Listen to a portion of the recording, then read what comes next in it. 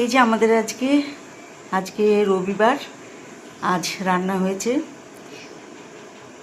এই যে নিম পাতা, আর এখানে আছে আলু পটলের তরকারি, আর এখানে সকালে যে জলখাবারের জন্য যে তরকারি হয়েছিল সেটা রয়েছে, আর শসা পেঁয়াজও রয়ে গেছে সকালেরটা, আর রয়েছে এখানে কাতলা মাছের ঝাল করেছে, কাতলা মাছ, আর এইটা হচ্ছে মাছের ডিমের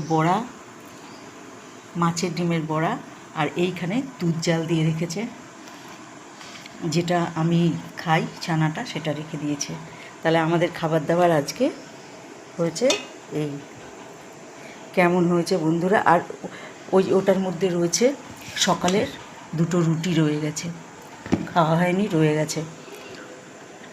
তো বন্ধুরা কেমন লাগলো আজকে জানাবেন।